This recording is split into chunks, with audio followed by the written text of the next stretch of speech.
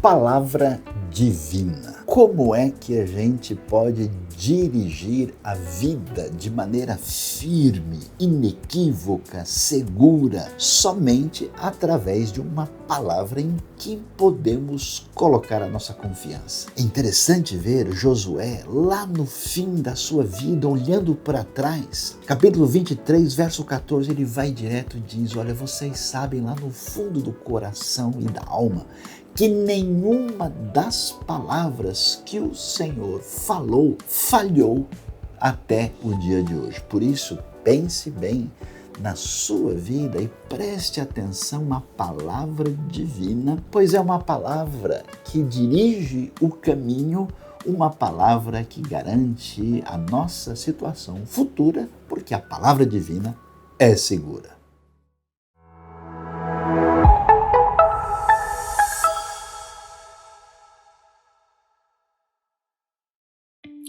Hoje tem um convite muito especial a fazer para você. Celebrar e adorar a Deus, aquele que é o único digno de toda honra, glória e de louvor. Junte-se a nós da IBNU, nós vamos cantar, ouvir a mensagem, contribuir com os projetos que a IBNU tem por todo o mundo, em que fazem o reino crescer. Vem junto conosco, você vai ter um dia abençoado. Com certeza.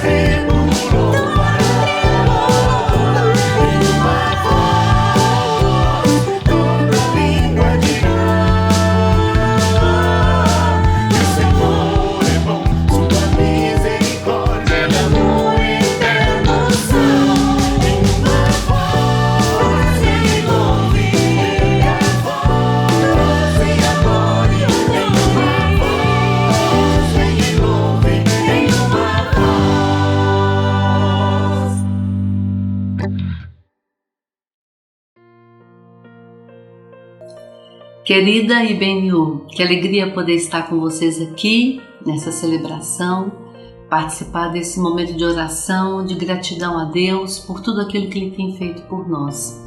E nesse momento onde também podemos nos achegar ao trono de graça com as nossas petições. Temos vivido tempos difíceis, graças a Deus aos poucos as coisas têm melhorado, mas ainda difíceis, que estamos totalmente dependentes do Senhor. E agora, como igreja, vamos estar orando pelas nossas famílias, pelo nosso país, orando por cada pessoa que ainda precisa conhecer Jesus Cristo, orando por missões, tantas coisas que necessitam das nossas petições. Vamos falar com o Senhor. Senhor Deus e Pai, muito obrigada por esse tempo tão especial que nós estamos aqui em oração. Muito obrigada pela IBNU, muito obrigada pelos ministérios da IBNU. Coloco aqui a vida da liderança, a vida das famílias, a vida dos missionários, Senhor, também aquelas famílias que têm perdido seus entes queridos. Coloco, Senhor, a vida do nosso país, tantas decisões que precisam ser tomadas, que o Senhor esteja realmente no controle de todas as coisas. Coloco também, Senhor, as pessoas que estão hospitalizadas, que dependem realmente do Teu amor, da Tua segurança, da Tua cura, Senhor. Muito obrigada pela Tua palavra, porque ela nunca volta vazia. Muito obrigada pela esperança que nós temos no Senhor Jesus Cristo. E é no Teu nome que eu peço e agradeço. Amém.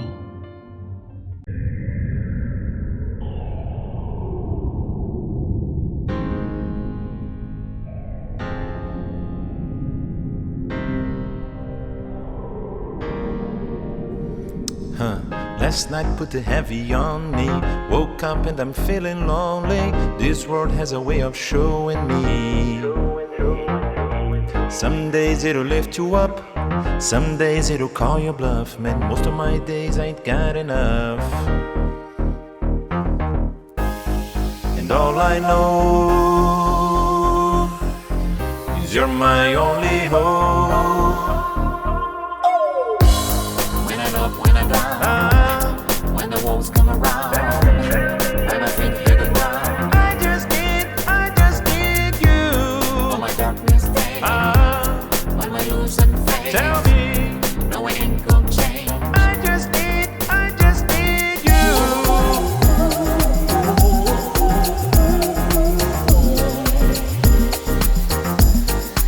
Lord, I need you.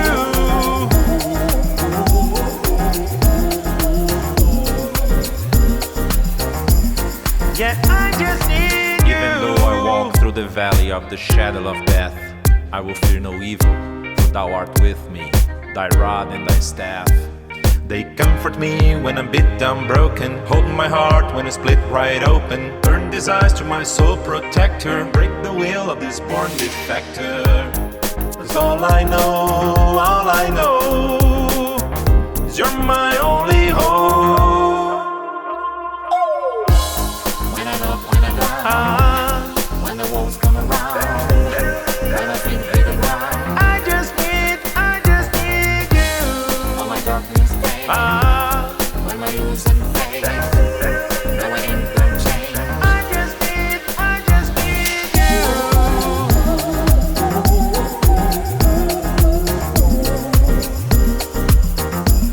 Oh Lord, I need you.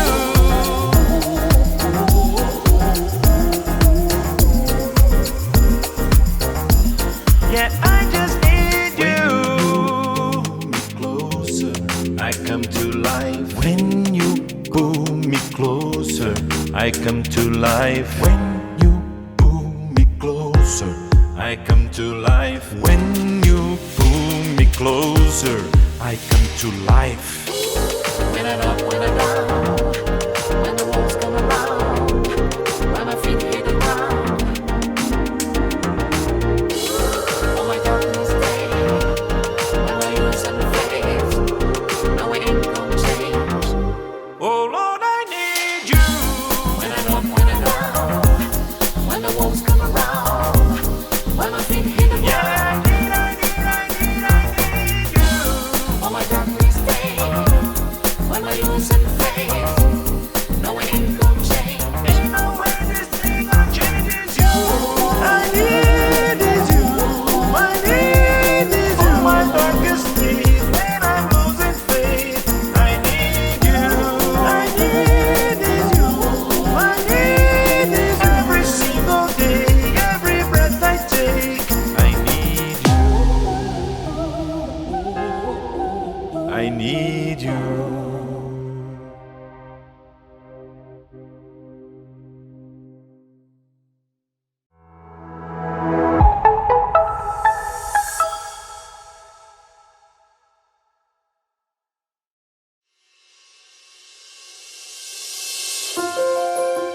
Há momentos nas nossas vidas em que passamos por situações muito difíceis. E é engraçado como geralmente essas situações vêm acompanhadas por outras batalhas em outras áreas. E quando isso junta num cenário de pandemia mundial como o que temos vivido, fica ainda mais difícil, fica ainda mais evidente, fica ainda mais complicado da gente enxergar as coisas. Mas é incrível como no meio de tudo isso, quando você está prestes a perder a sanidade, Deus te coloca no colo e Deus te lembra que Ele é Deus. Deus te lembra de deixar Ele ser Deus na tua vida. Ele te lembra que Ele é Pai, que você não está sozinho. Ele está no controle de tudo, que Ele não é um Deus do acaso, que Ele tem propósito no que Ele faz e que Ele trata com você no individual, no particular, da forma que cada um precisa. Então só posso ser grata a esse Deus pela forma como Ele tem se mostrado na minha vida, como Ele tem trabalhado na minha vida, como Ele tem me moldado.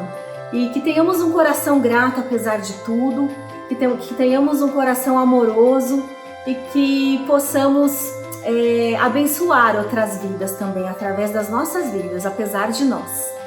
Quero pedir que Deus abençoe a vida de cada um de vocês e que Deus abençoe a nossa celebração.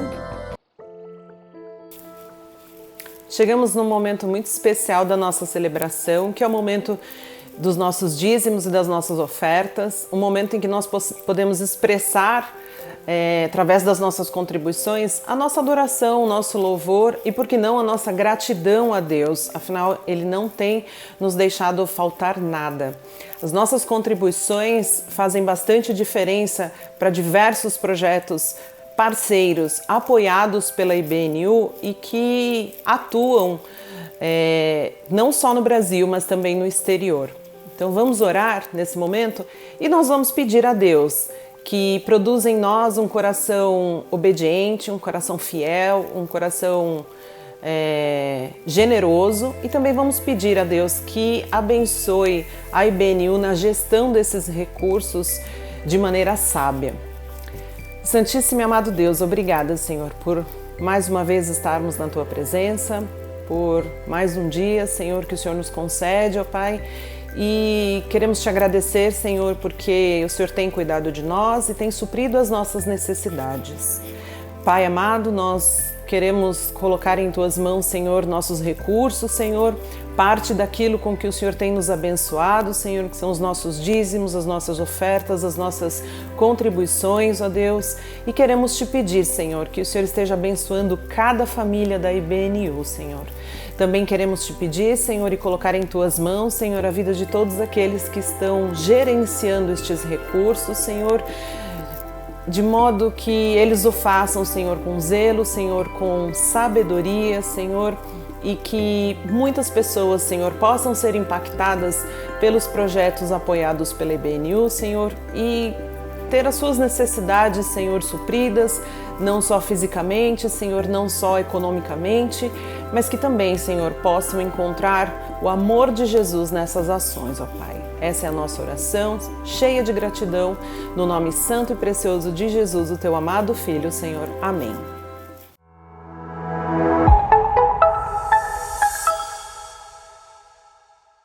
Deus seja louvado neste novo dia. Estamos reunidos como Igreja de Cristo, reunidos como corpo do Senhor para adoração, para gratidão, para o aprendizado, e hoje nós vamos refletir na Palavra de Deus, e eu convido você a pensar comigo no tema que só na emoção não tem adoração. E para isso eu queria que nós dessemos uma olhada com atenção no Evangelho de Marcos, capítulo 12, onde o texto bíblico nos diz o seguinte: um dos mestres da lei aproximou-se e os ouviu discutindo. Notando que Jesus lhes dera uma boa resposta, perguntou-lhe: de todos os mandamentos, qual é o mais importante? Respondeu Jesus: o mais importante é este: ouça, ó Israel, o Senhor, o nosso Deus, o Senhor é o único Senhor. Ame o Senhor, o seu Deus, de todo o seu coração, de toda a sua alma, de todo o seu entendimento e de todas as suas forças. O segundo é este: ame o seu próximo como a si mesmo. Não existe mandamento maior do que estes. Muito bem, mestre, disse o homem, estás certo ao dizeres que Deus é único e que não existe outro além dele. Amá-lo de todo o coração, de todo o entendimento, de todas as forças e amar ao próximo como a si mesmo é mais importante do que todos os sacrifícios e ofertas. Vendo que ele tinha respondido sabiamente, Jesus lhe disse: você não está longe do reino de Deus. Daí por diante ninguém mais ousava lhe fazer perguntas. É muito interessante observar o que a palavra de Deus nos apresenta aqui. Quando Jesus está aqui em Marcos capítulo 12, né, nós vimos aí o texto nos falando de que Jesus, na verdade, está na sua semana final, na ocasião da Páscoa em Jerusalém. Desde o capítulo 11, verso 20 do Evangelho de Marcos, que é um evangelho menor do que os outros, com apenas 16 capítulos, nós vemos Jesus, então, em Jerusalém. Nós vimos, acabou de ser mencionada a sua entrada triunfal, que acontece, na verdade, no domingo anterior, né, aí da sua paixão e ressurreição.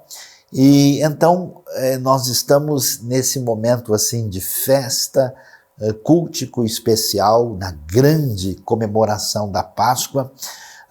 E exatamente aqui começa a haver, digamos assim, uma controvérsia maior de Jesus com os religiosos de Jerusalém, que estão aí em conflito de ideias. E no meio desse assunto, dessa discussão, surge exatamente essa questão que aparece quando um homem que não é identificado, e é interessante porque esse texto também aparece nos outros evangelhos, ele vai fazer a pergunta, né? Aparentemente uma pergunta feita com sinceridade, porque o texto diz que ele tinha observado que Jesus tinha dado uma boa resposta, e ele então vai começar ali a apresentar as suas questões ligadas qual é o maior mandamento. E aí Jesus vai citar como resposta, né, aquilo que a gente pode dizer assim que é o texto mais importante, que é o que a gente pode chamar de uma confissão de fé, uma espécie de declaração daquilo que é a essência da fé expressa no Antigo Testamento, que é o texto que vem de Deuteronômio capítulo 6. Em Deuteronômio 6, nós temos ali o que é conhecido como o Shema, né? Shema Israel Adonai Eloheinu Adonai Echad. Ouve, ó Israel, né? Ouça, ó Israel, o Senhor nosso Deus, o Senhor é o Senhor é único. E nesse texto aparece toda uma discussão do que se espera da nossa parte com relação a Deus. Assim, Jesus então toma o Shema, aquilo que todo mundo conhecia muito bem, e ele vai falar para nós daquilo que Deus mais deseja. Qual é a expectativa da parte de Deus em relação a nós no que diz respeito ao que realmente importa. E é curioso porque se você for ler o capítulo 6 de Deuteronômio, por exemplo, e prosseguir, né, depois de falar isso que nós ouvimos aqui, né, que você deve amar a Deus de todo o coração, de toda a sua alma e de todas as suas forças, e curiosamente aqui aparece também a frase de todo o seu entendimento, né, que não está explicitada em Deuteronômio 6, e que no Novo Testamento aparece, e muitos estudiosos dizem, olha, isso é um desdobramento que veio da Septuaginta, a gente já vai falar sobre como devemos entender isso. Nós vamos ver Jesus falando, né, sobre o texto, e o texto, como mencionamos, vai falar sobre que Deus é um, e que a gente deve amá-lo de maneira completa, absolutamente integral, e depois fala como é que isso deve ser falado, repetido, conversado com os filhos, e depois prossegue o texto e diz, olha, vocês não podem prestar culto aos outros deuses, somente o verso 13 do capítulo 6 lá de Deuteronômio vai dizer, olha, vocês somente ao Senhor vocês devem adorar e somente a Ele devem prestar culto. E aí nós entramos nessa questão que envolve a adoração. O que é adoração? O que significa adorar? Talvez uma boa parte das pessoas hoje imaginam que adoração está restrita ao que a gente chama de liturgia, né? É o momento de uma celebração religiosa, de um culto, em que nós ali cantamos algumas músicas, então aquilo foi o momento da adoração, depois vem o momento da palavra, aí vem algumas orientações práticas e depois a gente segue a nossa vida. Nada disso faz sentido quando a gente percebe o ensinamento bíblico a respeito do que significa adoração. Adoração tem a ver com aquilo a qual a nossa vida se dedica, para onde as nossas energias, a nossa força, seria, vamos dizer assim, aquilo que envolve a nossa preocupação última. Qual é o objeto final do meu sonho, do meu desejo, da minha disposição interna e externa na sua plenitude. Portanto, adoração significa render-se, significa dedicar-se, significa colocar-se à disposição de maneira plena. É interessante que quando a Bíblia vai falar de adoração, ela vai muito nesse aspecto que a adoração envolve, por exemplo, a disposição das nossas emoções diante de Deus. Então é muito comum esse convite, vamos louvar ao Senhor, vamos cantar a Ele, vamos apresentar a nós mesmos na sua presença, algo que fala, né, de cantar ao Senhor com alegria, de manifestar com júbilo. Quer dizer, isso é muito forte, que a ideia de que a nossa disposição emocional profunda é apresentada diante de Deus. Mas também aparece a ideia de que a nossa volição, a nossa disposição de vontade é colocada perante o Senhor. Então a pessoa que adora, ela se coloca, se apresenta, Senhor, nós estamos aqui, queremos fazer a tua vontade, as nossas mãos e os nossos pés, né, vão executar o que Deus deseja, né? Então, nesse aspecto, nós vamos ver que se completa, né, esse elemento não só com a emoção, não só com a nossa volição, mas até mesmo com o nosso agir prático, que tem a ver com as obras que são feitas em reconhecimento daquilo que envolve nosso desejo de servir ao Senhor. Por isso que é interessante que a palavra, né, a palavra hebraica, avad, né, que depois tem essa transposição para esse latreu, latria no grego, tem o sentido tanto de prestar culto, adorar, mas também de servir, né? Então você tem sirvam ao Senhor com alegria, ou seja, prestem culto ao Senhor com alegria. Os dois elementos estão aí apresentados. Entendendo essa questão da adoração, que é essa entrega plena e significativa, um outro elemento valioso deve ser entendido quando a gente pensa em adoração. Já que a adoração está relacionada com essa dedicação completa, o que a gente entende, né, na compreensão do que significa adoração? Adorar algo está relacionado com aquilo que controla a nossa vida. Por isso que quando você vai adorar a Deus, você adora ao Senhor, né? Adorar ao Senhor envolve, né, nós temos a palavra, o nome de Deus, que é o Senhor com caixa alta, que é o Eterno, né, que se escreve tudo com maiúscula. Mas você tem o Senhor em que somente a primeira letra maiúscula que traduz a palavra Adonai, né, que nesse caso se fala de Deus como o dono de tudo, como o senhor de tudo, como aquele que é o soberano. E isso sugere que se ele é senhor, que ele é soberano, quer dizer que eu me submeto a ele. Eu me coloco nessa posição de alguém que serve quem é o Senhor, que nesse sentido tem o domínio e o controle de tudo. Quando a gente adora alguma coisa, duas coisas acontecem na nossa vida, dois elementos se destacam.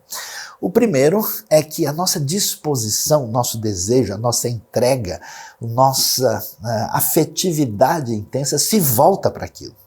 E não só isso, mas aquilo passa a controlar a nossa vida. É muito curioso isso. A gente precisa pensar, né, qual é o elemento, podemos assim dizer, que mais mexe com a gente. O que mais assim nos atinge de modo profundo, de modo que a gente se entrega àquilo. Eu conheço gente, por exemplo, que se entrega ao seu time de futebol. A pessoa é capaz de fazer qualquer coisa. Ele, de fato, serve aquele clube. Eu conheço pessoas que adoram ou servem um determinado hobby, né?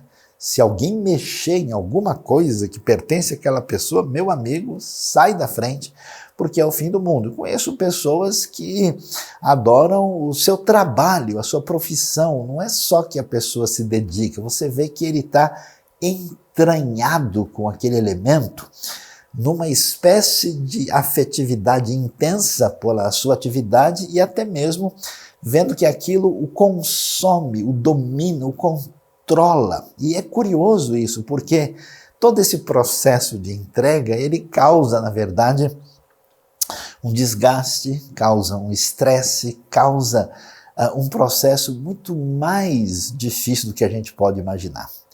Quando a gente olha para a Bíblia, quando a gente vai observar a orientação de Deus e ver especialmente o que Jesus nos apresenta com essa mensagem do Evangelho, a gente começa a perceber que o assunto fica diferente aqui, que o caminho que envolve essa questão de como é que a gente se relaciona com Deus vai numa outra direção. Observe bem que é curioso, que o que Jesus vai dizer, e ele vai citar, né, o texto que é apresentado aqui, porque ele está interagindo com o ambiente religioso de Jerusalém, no qual todo o elemento de expressão de fé virou uma coisa pesada, virou algo que de fato controla e domina a vida das pessoas.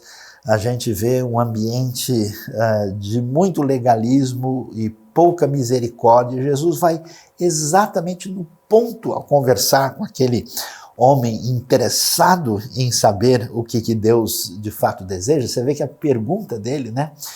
Qual é o mandamento mais importante? Ou seja, qual é a regra que a gente deve seguir? Qual é a diretriz que me coloca no ponto mais alto da minha escalada espiritual? E Jesus, então, vai dizer, né? É curioso isso, né? Preste atenção, olha lá. A primeira palavra que envolve a resposta de Jesus é: ouça, ó Israel.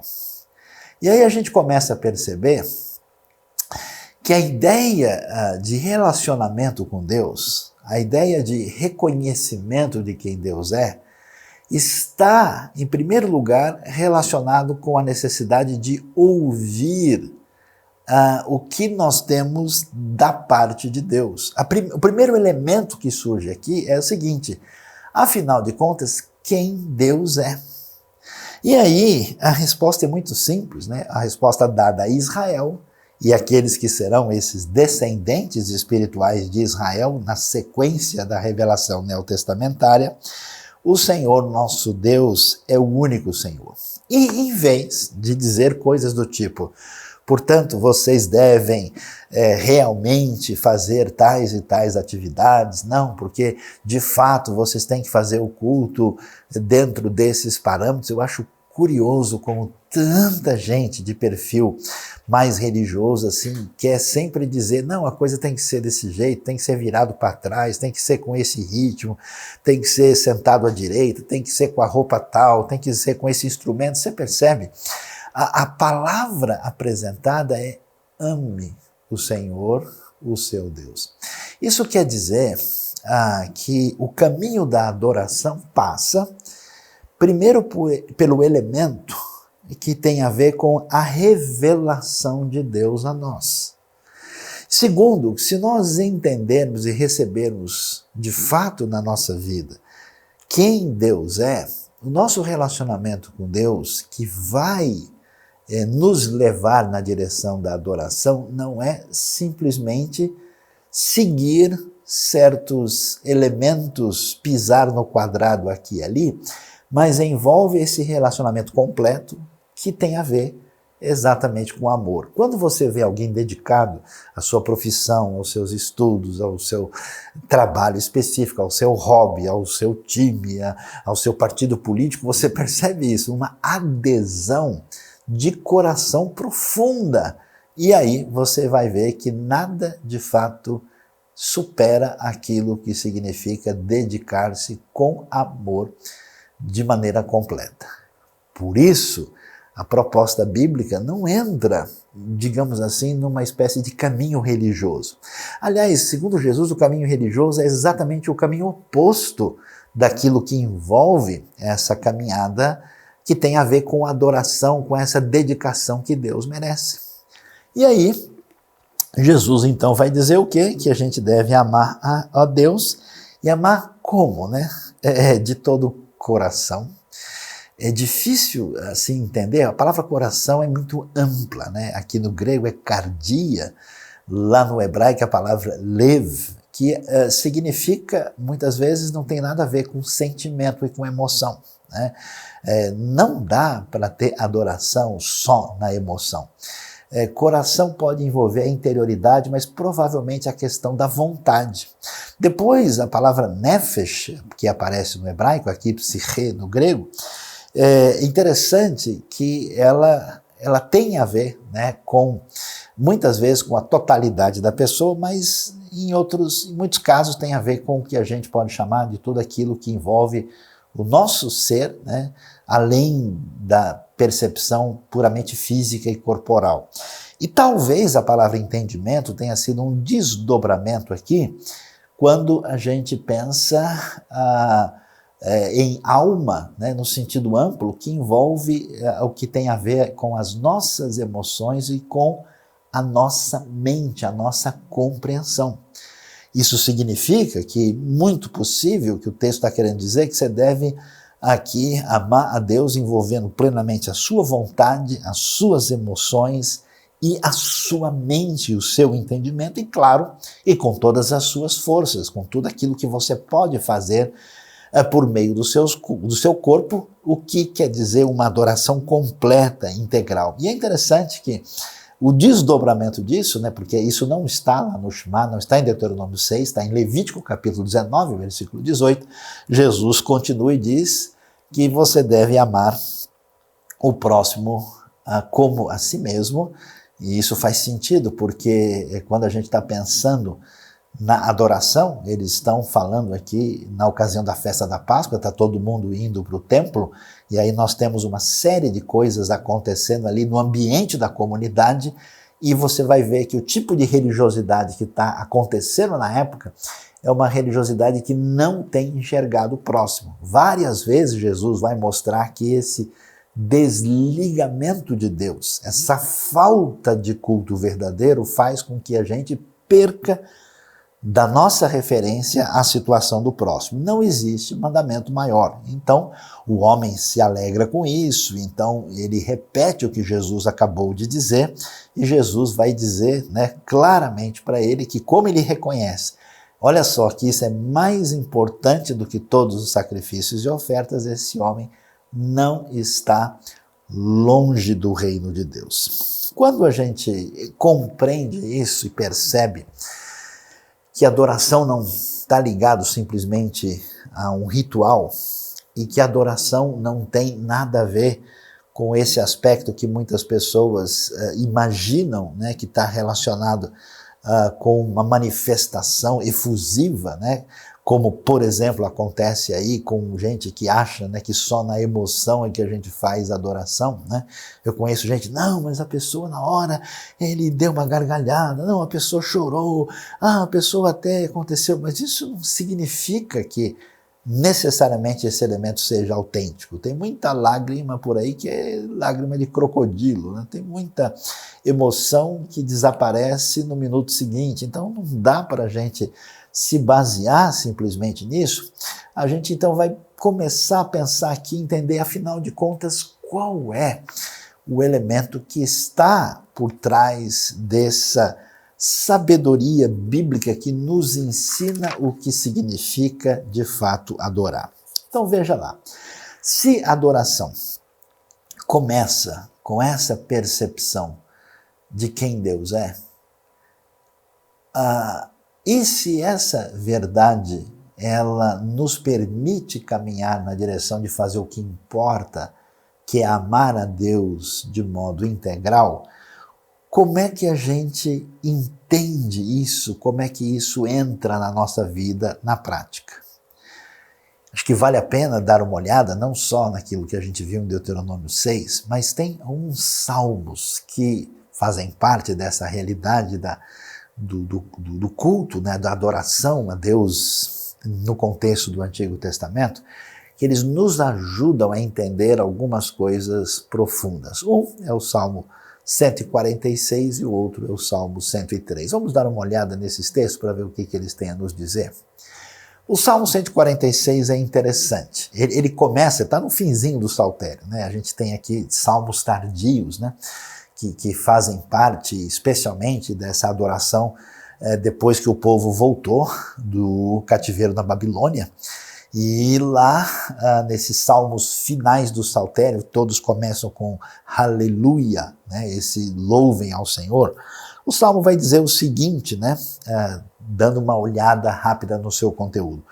Louve, ó minha alma, o Senhor, louvarei o Senhor por toda a minha vida, cantarei louvores ao meu Deus enquanto eu viver. Né? Aqui você vê esse elemento de disposição do coração, né, e da vontade, e ele diz, não confie em príncipes, em meros mortais, incapazes de salvar. Quando o espírito deles se vai, eles voltam a pó, naquele mesmo dia acabam os seus planos. Como é feliz aquele cujo auxílio é o Deus de Jacó, cuja esperança está no Senhor, no seu Deus, que fez os céus e a terra, o mar e tudo que neles há, e que mantém a sua fidelidade para sempre. O que acontece? Quando a gente entra por um caminho de mera expressão religiosa, nós temos o nosso verdadeiro sonho. Aquilo que realmente nos domina e nos controla. Aquilo que é a razão de ser da nossa ansiedade. E aí nós tentamos construir um caminho por meio do qual a gente vai ter acesso a algum tipo de espiritualidade para tentar atingir algo que no fundo venha preencher e saciar o nosso coração e nos dar esse sentimento de plenitude, de felicidade. Mas o que muita gente talvez não entenda é que essa questão que envolve o maior mandamento tem a ver com o nosso entendimento. Olha só que coisa interessante. Você vê o salmista, e o salmista, quando ele está nessa celebração, e essa celebração ela é interessante porque ela é cheia de vida, de alegria, de comemoração, e a pergunta é, de onde ele tirou toda essa força? Por que toda essa festa? Onde é que está essa alegria? Porque você olha o contexto dos religiosos, dos adoradores, é um ambiente pesado, né? É um pessoal que fica... E às vezes eu vou em algumas religiões, algumas reuniões religiosas, é muito estranho tudo. As pessoas, não, porque se realmente você fizer isso, porque quando você entregar, é um negócio assim tão diferente da palavra de Jesus. Você vê, parece que o pessoal está apertando a pessoa num canto assim para dar um checkmate, para dizer, olha... E aí, o que é interessante é que, infelizmente, as pessoas começam a ser dominadas por outras coisas. Que coisas são essas que dominam as pessoas? Eles são dominados e manipulados por medo. Eu já vi muito ambiente religioso em que você começa, né? Por isso que as pessoas ficam psicologicamente assim, vamos dizer, fragilizadas, né, para serem manipuladas pelos sentimentos mais negativos possíveis, a sua culpa, o seu medo, a sua limitação, as suas fragilidades, tudo isso é ressaltado por um processo psicológico e espiritual problemático que leva a pessoa a ir atrás da sua própria satisfação para conseguir chegar àquilo que ela entende que tem a ver com religião, mandamento, culto e adoração. Mas não é assim.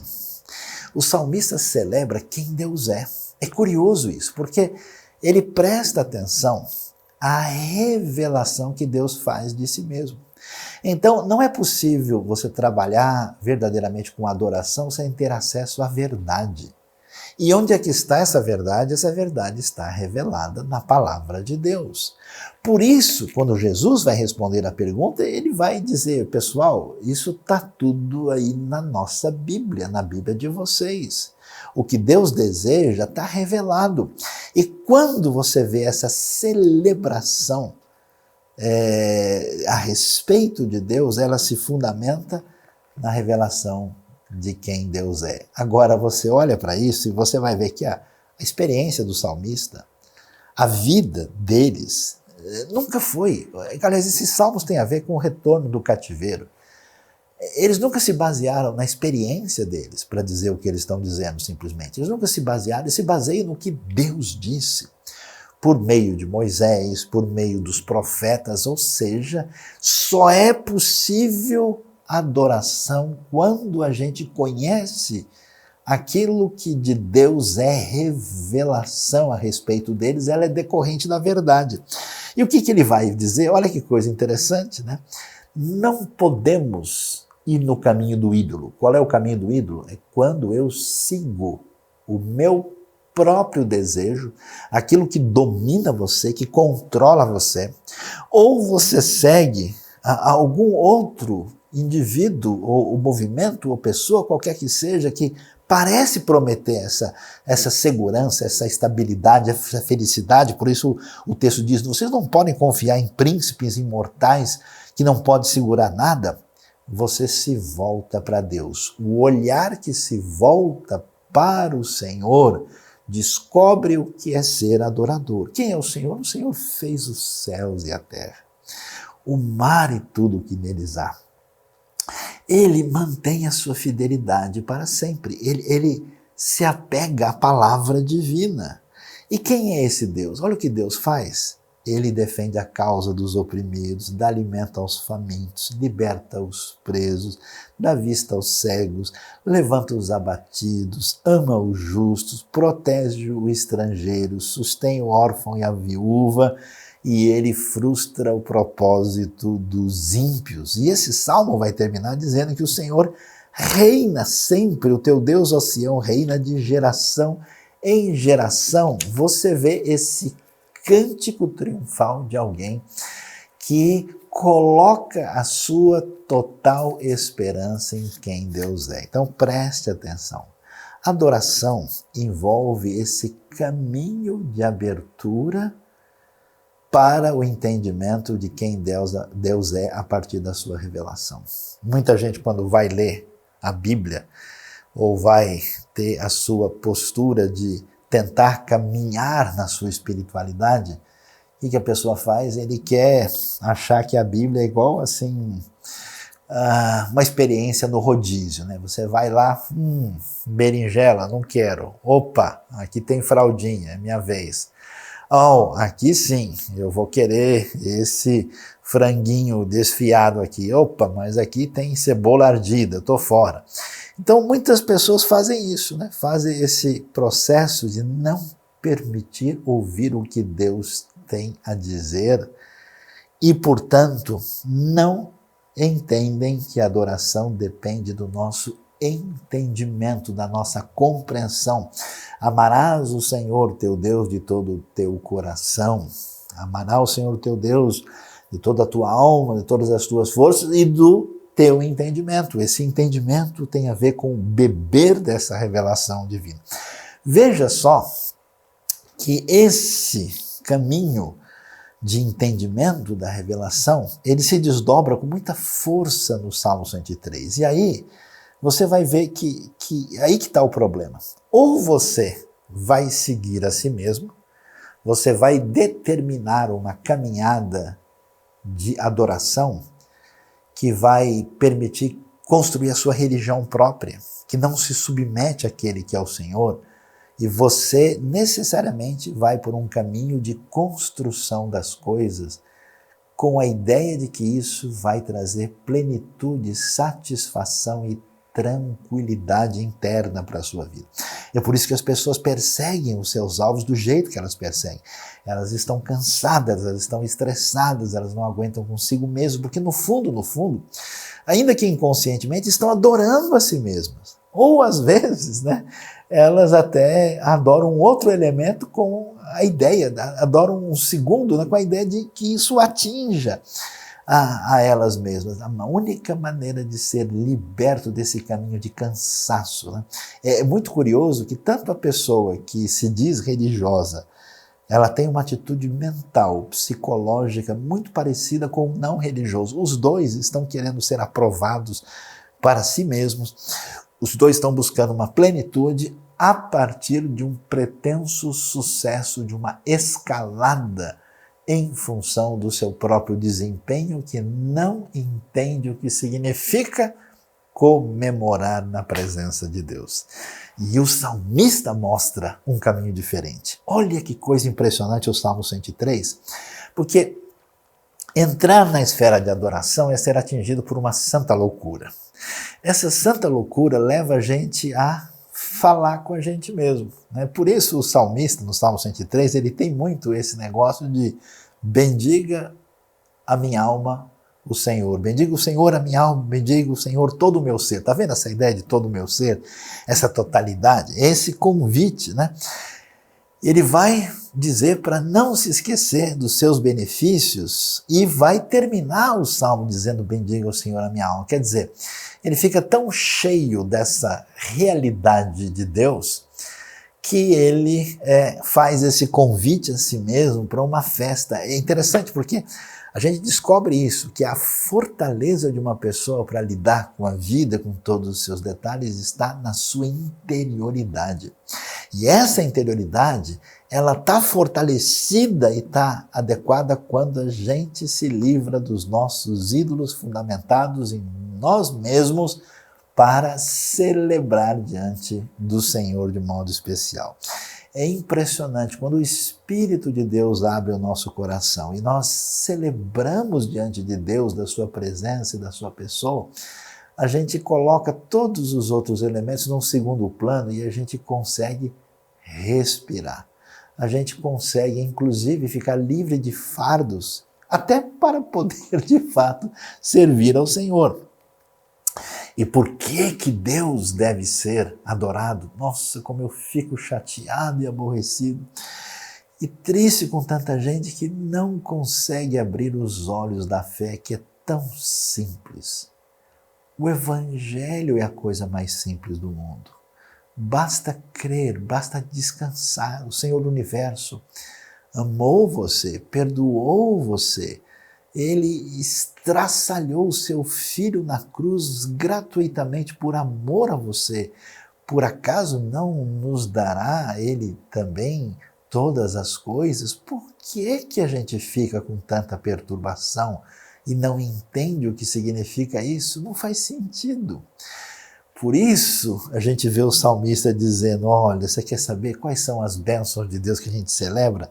Ele que perdoa todos os seus pecados, verso 3, ele cura todas as suas doenças, ele resgata a sua vida da sepultura, ele resgata a vida da sepultura, coroa de bondade e compaixão a você, ele enche de bens a sua existência, que a sua juventude se renova como a da águia. O Senhor, ele é a razão de ser de todas as bênçãos, e claro que o salmista sabe disso, né? Nem sempre por estar desfrutando todas essas experiências de maneira imediata, porque ele sabe quem Deus é, e ele apega a força do seu coração nisso, e ele, assim como ele falou lá no 146, olha, o Senhor faz justiça e defende a causa dos oprimidos. E aí vem a coisa tão importante que a gente não percebe, ó como a gente é limitado, a gente olha o momento de agora, né? A gente não tem a visão de enxergar a amplitude da história. Veja o que Deus fez na história do povo de Israel e como o povo de Israel e judeu foi preservado e chegou até hoje na história. Veja como a gente fez tanta bobagem na história da fé e como a Igreja de Cristo tem sido vitoriosa e poderosa em todo o mundo. Veja quanta coisa, veja a preservação da palavra de Deus, veja a manifestação do poder incrível de Deus na história. E como é que a gente ainda pode ficar achando que a minha dor de dente de ontem vai de fato determinar a realidade do universo? Atenção, adorar significa também deixar-se controlar.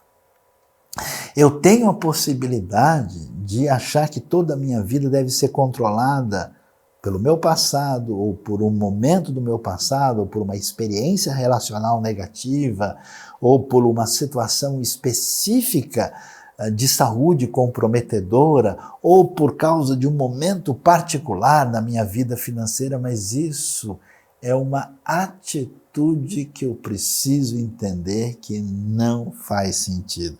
Por isso o salmista vai, olha, esse Senhor, ele manifestou os seus caminhos a Moisés e os seus feitos aos israelitas. O Senhor é compassivo, misericordioso, muito paciente, cheio de amor, não acusa sem cessar, nem fica ressentido para sempre, não nos trata conforme os nossos pecados, nem nos retribui conforme as nossas iniquidades, pois como os céus se elevam acima da terra, assim é grande o seu amor para com os que o temem. Como o Oriente está longe do Ocidente, ele afasta para longe de nós as nossas transgressões. Como um pai tem compaixão dos seus filhos, assim o Senhor tem compaixão dos que o temem. Percebe? Olha só que coisa curiosa e impressionante o que o Salmo vai nos mostrar, e eu vejo isso. Olha o que acontece. O maldito caminho de idolatria que a gente toma. A gente começa a entender que os nossos desejos maiores, as nossas ansiedades, que vão nos dar felicidade e descanso, são um caminho. E a gente não se entrega a Deus plenamente, a gente vai por esse caminho e aí a gente cansa da nossa religião, a gente cansa da nossa tradição, a gente cansa do nosso esforço, a gente cansa dessa realidade de alguma maneira sentir-se plenamente dentro de tudo aquilo que envolve o anseio profundo do nosso coração. E aí Deus vai dizer o seguinte, olha, como você não alcançou, como você pisou na bola, como você na hora de dar o salto caiu e machucou, como você não conseguiu aí alcançar o tempo certo nos 200 metros rasos, aí você diz, olha, Deus é bravo, Deus é muito exigente, essas coisas são complicadas, essa parte aqui eu acho que está legal, essa outra aqui eu não entendo. E a Bíblia diz, olha, você nem sabe quem é o Deus que está atrás da sua vida. Você nem conhece esse Deus que quer um relacionamento de amor e misericórdia. Você está preso nas fantasias e nos fantasmas criados na sua mente e precisa ouvir aquilo que Deus diz a respeito de si mesmo. E é exatamente isso que o Salmo 103 mostra para a gente. Ele tem todo o desejo de nos dar perdão completo de graça. Por isso é hora do descanso, é a hora da tranquilidade, é hora de saber que eu não preciso fazer mais nada porque Ele fez tudo. É o descanso de coração da fé que agora é quase como aprender a boiar, né? Eu já vi gente que vai tentar boiar assim, né? E a pessoa não acredita, né? Então ele vai soltar, engole água, né? Balança e não acredita de jeito nenhum que vai dar certo. Eu tenho visto pessoas, por exemplo, que às vezes visitam o Mar Morto, né, e vão tentar boiar num lugar que todo mundo obrigatoriamente vai boiar, a pessoa não acredita e não consegue se soltar. É assim que a gente faz, sem entender que na tranquilidade do descanso em quem Deus é e como Ele nos ama, é que o nosso coração deixa de ansiar pelos ídolos que a gente construiu e passa de fato a amar a Deus e a fazer essa celebração tão impressionante do Salmo. E você quer saber o que mais? Essa é a razão porque tem tanta gente desigrejada também. Porque a pessoa faz um caminho em que ela constrói o seu ídolo próprio. Aquele Deus à sua imagem e semelhança, com os trechos da Bíblia separados, que ele acha mais legal do que os outros. E nesse sentido, essa pessoa nunca vai encontrar nenhum lugar onde todo mundo pensa exatamente como ela. Portanto, ele vai ficando cada vez mais isolado, cada vez mais sozinho. Ele não tem como participar dessa realidade da comunidade submetida à verdade de Deus. Como é que eu vou ter comunhão real com uma pessoa que não tem nada a ver comigo? Porque nós estamos submetidos ao mesmo Deus, à mesma palavra. Por isso, tanta gente hoje tem qualquer atitude diante da importância de estar relacionado, ligado à comunidade, porque a pessoa, no fundo, vai se cansar ainda mais achando que a si mesma ela se basta, e não é o caso. Você vê que a adoração nos Salmos ela é coletiva, é o povo junto. Você vê que Jesus está lá na festa da Páscoa, ele está junto com todo mundo adorando, e isso é muito importante. E aí ele destaca que o salmista, esse amor de Deus, e olha que coisa interessante, a gente fica se arrebentando, a gente fica se destruindo, a gente coloca a gente lá em cima, não consegue, depois se destrói, né? Como eu tenho visto tanta gente.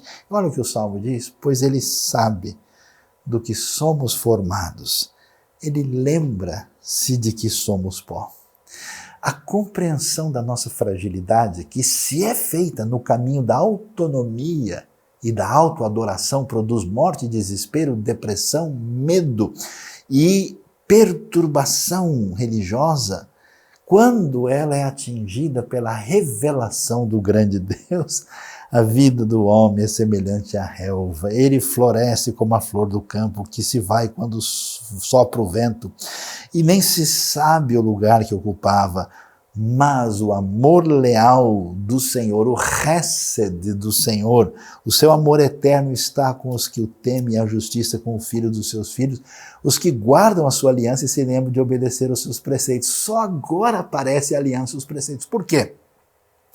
Porque só pode servir a Deus, de fato, amando os seus mandamentos, quem foi libertado no coração. Deus liberta o povo do Egito, depois os convida a conhecer as suas diretrizes. Não faz sentido. É como se você tivesse que namorar com alguém que você não gosta, de que você não gosta dessa pessoa forçado.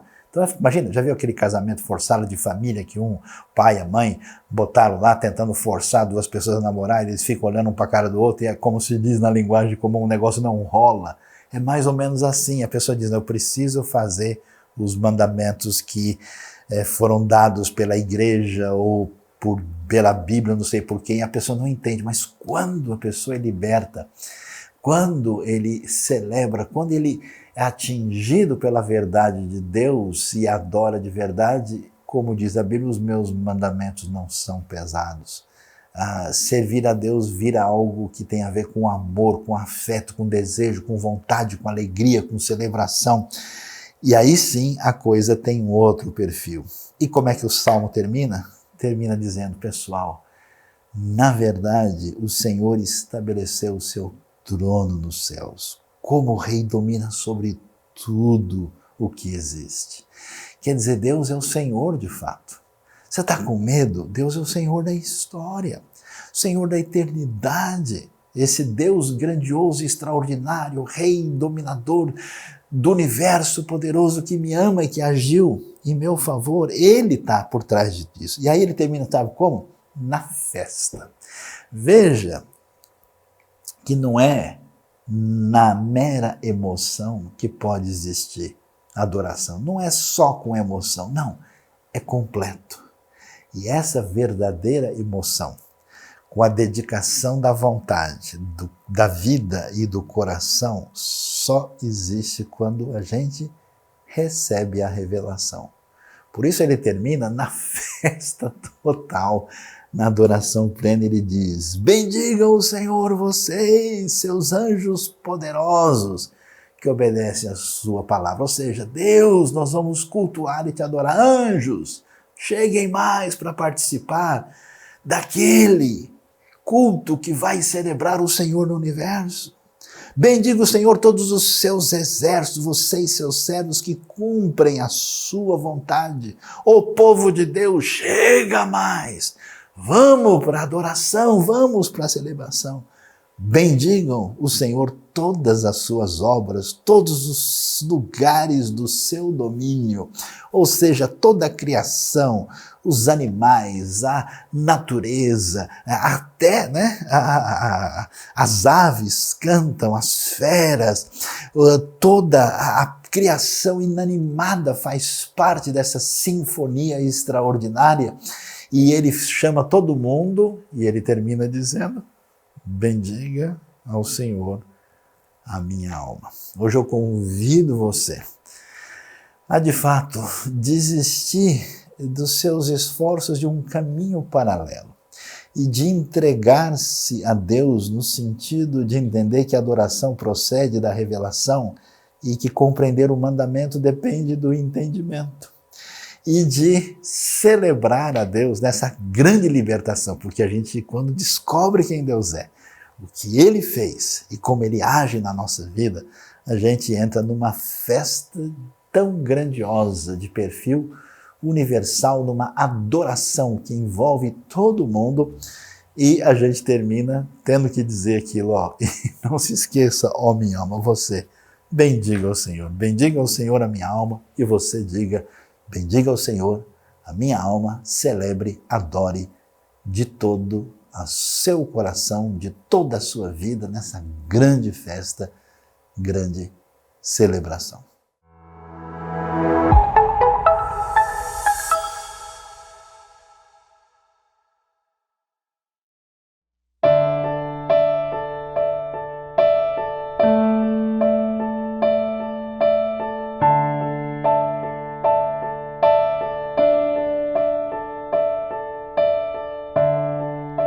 Quem é que anda sobre o mar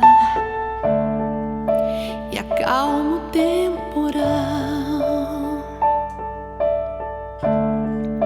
que alimenta a multidão e cura a dor no mal? Tu que és eterno Criador,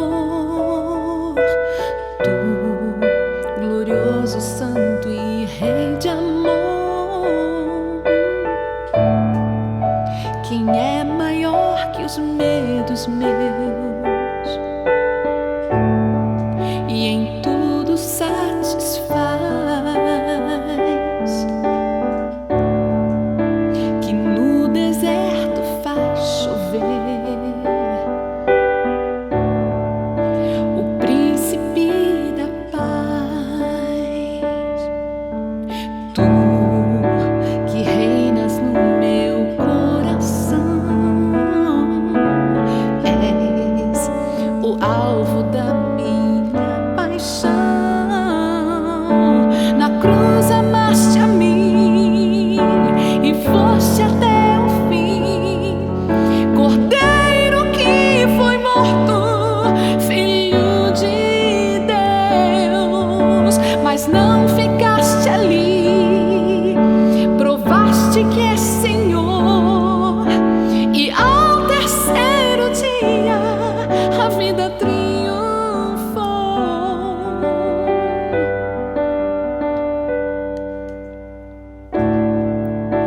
Quem é maior que os medos meus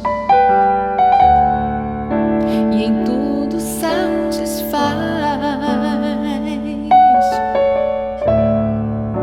que no deserto faz chover, o príncipe da paz. Tu que reinas no meu coração,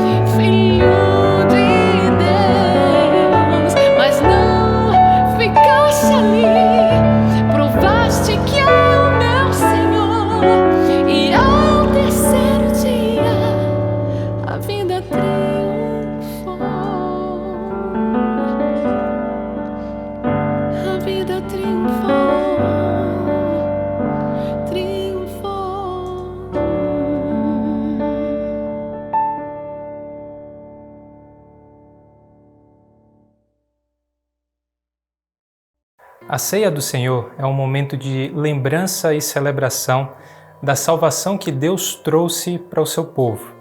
Jesus celebra a última ceia lembrando daquilo que foi a libertação do povo de Israel do Egito, e pouco antes da crucificação ele tem esse momento de lembrar com seus discípulos disso e de estabelecer um novo sentido, significado para a ceia, que acontece a partir da salvação que ele mesmo traz por meio do sacrifício na cruz. Então vamos ler o texto de 1 Coríntios 11, versículo 23, que diz assim: Pois recebi do Senhor o que também lhes entreguei, que o Senhor Jesus, na noite em que foi traído, tomou o pão, e tendo dado graças, partiu e disse: Isto é o meu corpo, que é dado em favor de vocês. Façam isso em memória de mim. Então, em memória por essa nova significação e salvação que o Senhor traz por meio do seu sacrifício, vamos participar do pão.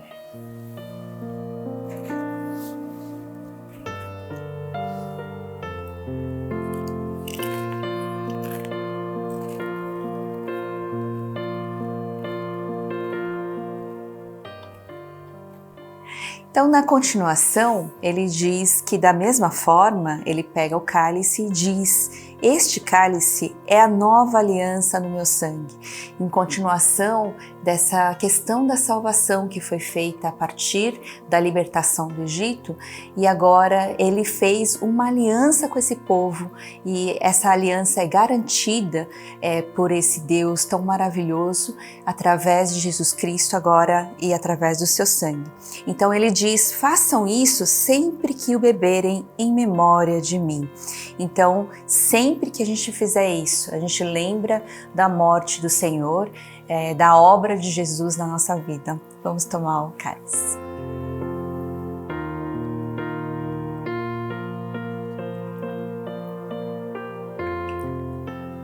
Então vamos orar juntos? Senhor Deus, nós te louvamos e nós te agradecemos pela tua obra maravilhosa, pela obra que foi feita para a nossa salvação, para a nossa libertação. E nesse dia nós adoramos também junto com a nossa comunidade, com a IBNU, e nós queremos, Senhor Deus, sempre continuar como o teu corpo, a tua comunidade, mas que sempre serve o reino, que sempre faz diferença, Senhor Deus. Traz esse reino para esse mundo, Senhor. Nos ajuda a viver, Senhor, realmente cada dia como essas pessoas do teu reino, Pai. Nós agradecemos, nós louvamos e oramos em nome de Jesus. Amém.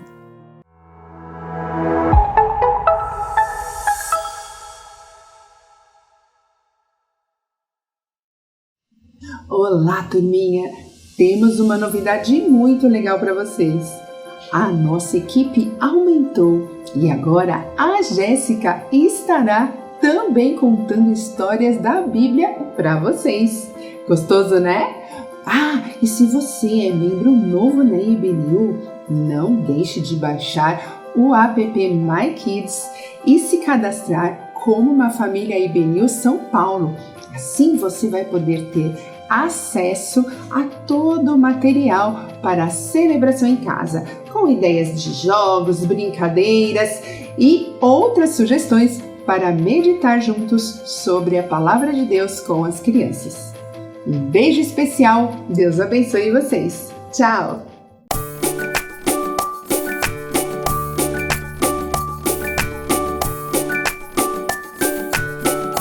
Oi, turminha, tudo bem? Esse mês nós estamos aprendendo sobre adoração. E aqui na Turma das Nações nós vamos aprender o que a vida de Daniel tem para nos ensinar sobre adoração.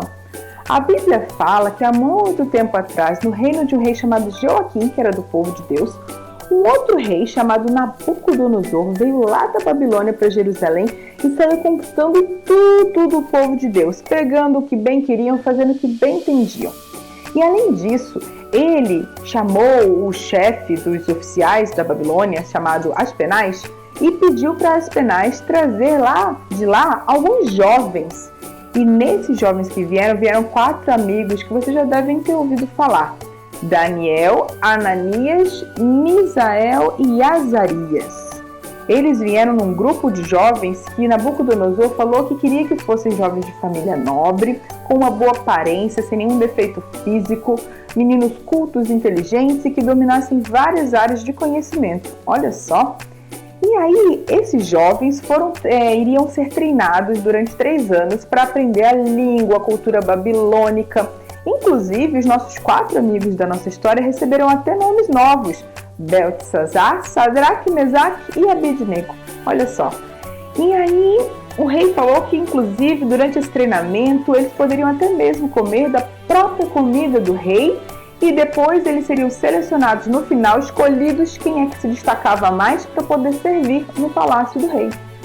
Mas aí, logo no início, quando os 4 amigos foram chegando lá na Babilônia, uma coisa aconteceu.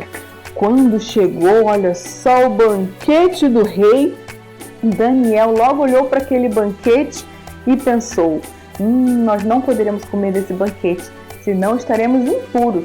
Impuros? Por que será que impuros? Acontece, crianças, que a comida lá da Babilônia, ela estava relacionada, esse banquete do rei, com a adoração de vários deuses. E além do mais, a comida dos israelitas era preparada de uma forma toda especial, orientada por Deus, que não poderia ser preparada assim na Babilônia.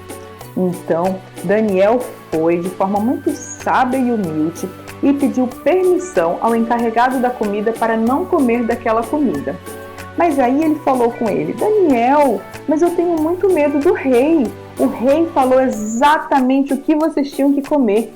Se ele encontrar qualquer um de vocês menos saudáveis do que os outros jovens da idade de vocês, ele pode pedir a minha cabeça por causa de vocês. E aí, o que você faria? Imagina só botar a vida do encarregado da comida em risco. E além do mais, olha como estava a situação desses 4 amigos. Eles tinham tido seu país destruído. A casa deles talvez nem existia mais como eles estavam acostumados a ser. Estavam tendo que falar uma língua nova, vestir roupas diferentes, uma cultura totalmente diferente. Seria muito mais fácil só obedecer o rei, tomar a comida do rei, né? Não arrumar confusão com o rei ficaria feliz com eles. Seria um caminho muito melhor, muito mais fácil talvez. Vocês acham que foi isso que Ananias, Misael, Azarias e Daniel fizeram? Não. Eles ficaram firmes no posicionamento deles, porque eles adoravam apenas um único Deus, que era o Criador dos céus e da terra. E eles saberiam que se eles comessem daquela comida, significaria que eles estariam adorando a vários deuses. Pareceria isso para todas as pessoas. Seria esse o significado. Mas eles não chegaram lá causando e falou: agora vai ser do nosso jeito, a gente não quer comer essa comida não, nossa religião não permite, a gente não vai comer isso. Não. Olha só o que eles fizeram. Daniel chegou para o encarregado da comida e falou assim, com uma forma muito confiante de que Deus iria fazer o melhor e agindo com muita sabedoria. A gente não pode fazer o seguinte? Nós ficaríamos felizes se nós pudéssemos beber a água e comer apenas vegetais por 10 dias. Faça essa experiência.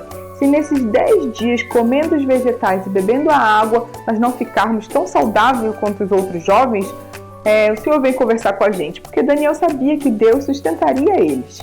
E aí ele pegou, então, o encarregado da comida aceitou, fazer os vegetais não seria mais difícil para ele, seria uma coisa que os meninos poderiam comer. E aí, crianças, depois desses 10 dias, os 4 amigos, eles estavam mais fortes e saudáveis do que qualquer outro dos jovens escolhidos para trabalhar lá no Palácio do Rei. Imagina só. Então eles puderam ficar comendo durante o período de treinamento os vegetais e a água. E aí, quando passou aquele período e eles foram chamados pelo rei para serem avaliados, olha só, o rei fez várias perguntas e eles sabiam tudo. Deus abençoou os meninos com uma sabedoria incrível e eles conseguiram aprender muito tudo que eles tinham que aprender. E para Daniel em específico, Deus deu o poder de interpretar visões e sonhos. E assim, entre todo aquele grupo dos meninos, os 4 amigos foram selecionados para trabalhar no Palácio do Rei, porque Deus tinha um projeto muito grande para a vida desses rapazes. E nós aprendemos então uma grande lição de que a adoração envolve também saber dizer não em alguns momentos e ficar firme nos nossos pensamentos e naquilo que a palavra de Deus tem nos ensinado. Assim, crianças, temos que pedir força e ajuda a Deus para quando as coisas erradas surgirem no nosso caminho, nós que nós possamos ter força para falar não. E essa é apenas uma das muitas aventuras de Daniel e seus amigos, e que nos ensina hoje que uma vida de adoração também envolve saber dizer não.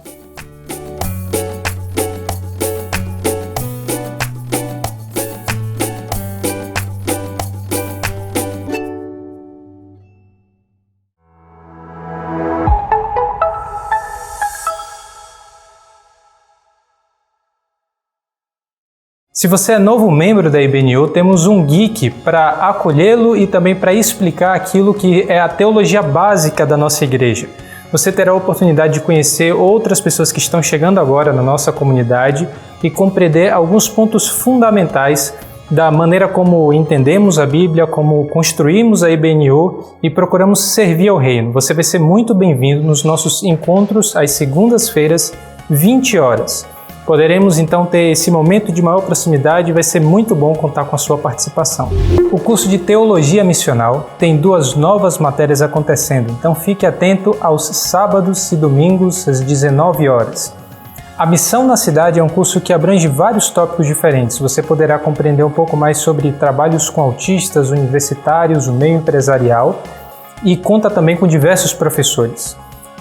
No curso de História da Salvação no Antigo Testamento, você terá a oportunidade de aprender com a Suzy e o Sayão um panorama teológico do Antigo Testamento. Então aproveite para se aprofundar no estudo desses tópicos e nos acompanhar também com essas disciplinas.